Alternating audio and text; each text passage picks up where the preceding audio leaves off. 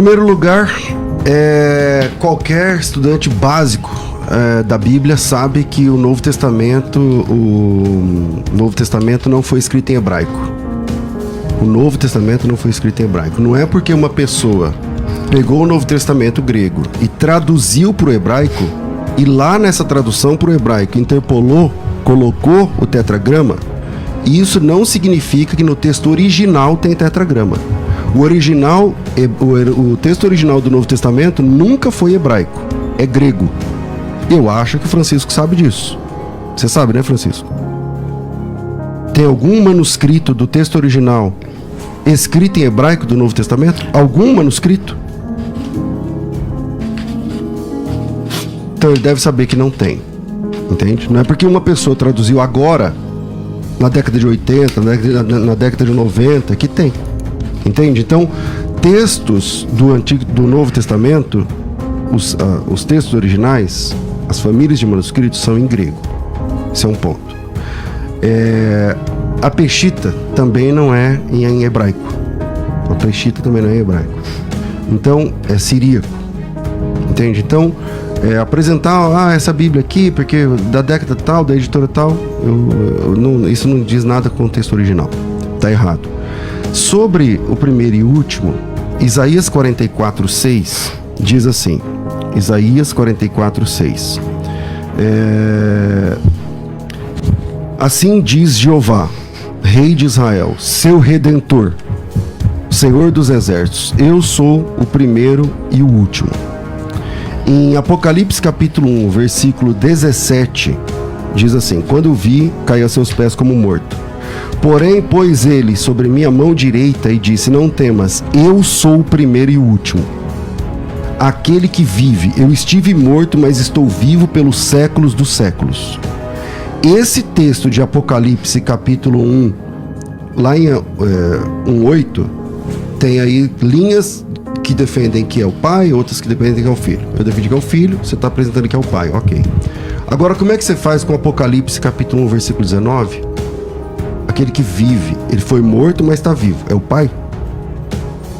Ele é o pai? O que estava morto, mas agora está vivo. Ele é o pai? Não, ele é o filho. Ele é o filho. Como é que eu faço com essa afirmação de Apocalipse capítulo 1, versículo 18 e 19, e com base em Isaías 44, que lá diz que é Jeová? Então, Isaías 44:6, eu sou Jeová, eu sou o primeiro e o último. E aí vem no Novo Testamento Jesus, que não é Jeová, ou melhor, Jesus que não é o Pai. E aí ele diz assim: eu estive morto, mas agora estou vivo. Eu sou o primeiro e o último. Francisco, existem quantos primeiros e quantos últimos na Bíblia? Boa pergunta, Francisco. Não, estamos começando apenas o debate. Sim, o tempo dele acabou, agora é a sua vez. Acabou. Então, quantos primeiros e últimos nós temos na Bíblia? Entendemos. Não nesse sentido que ele quer dizer. Ele mesmo falou, o que foi morto ficou vivo nesse sentido aí. Ele mesmo deu a resposta. Só que ele fugiu do texto. Eu vou ler o texto de novo aqui, ó. Né? Vai ficar bem claro isso aí. Eu li muito ruim, mas bom, agora eu vou ler direito. Não, fica calmo. Eu tava nervoso, né? Mas faz parte, né? Tá tudo bom. Ó, ao vencedor e ao que conserve minhas obras, até o fim darei ele a autoridade sobre as nações. Bem claro isso. Então, se ele receber a autoridade de Cristo, eles não são iguais a Cristo. O contexto imediato está bem claro isso aqui. Ó. Assim como eu também recebi do meu Pai, né? E eles pastorearão as nações com vara de fé. Recebi a autoridade de meu Pai. E aí? Como que pode isso? Se ele é o Deus Todo-Poderoso, Deus Todo-Poderoso, ele é completo em si mesmo. Ele não precisa receber a autoridade de ninguém. Aí, complemento a isso aqui, eu posso ir aqui em 1 Reis, já que ele citou o Antigo Testamento, eu também posso citar, né? 1 Reis 8, 23, que diz assim, isso é uma oração de Salomão.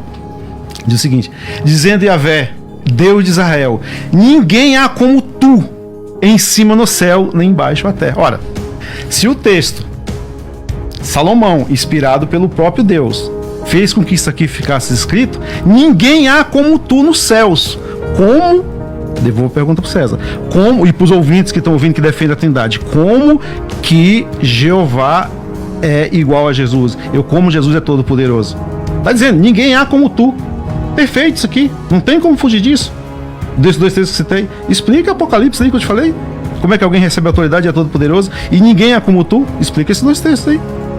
Você não vai responder a minha pergunta, né? Não, eu te respondi. Tem 1 minuto e pouco. Tem 1 minuto e pouco. Não, é nesse sentido.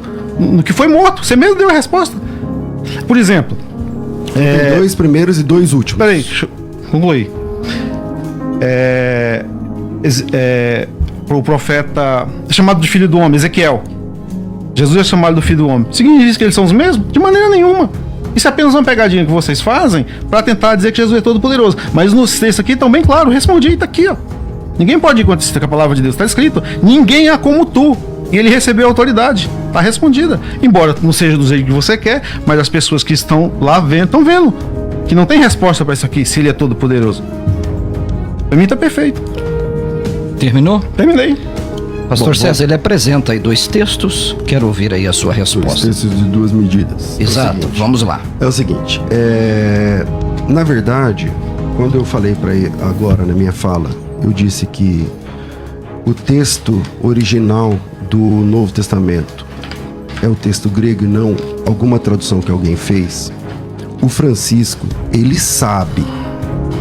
E Francisco, você sabe que você baseou esse argumento numa tradução espúria. Você sabe, independente de qual foi a editora. Porque esse texto é o que você usa? Não. Esse texto as Testemunhas de Jeová usa? Não. Esse texto... Porque textos unitaristas, traduções feitas pelos unitaristas, porque está usando uma tradução de um grupo sectário unitarista.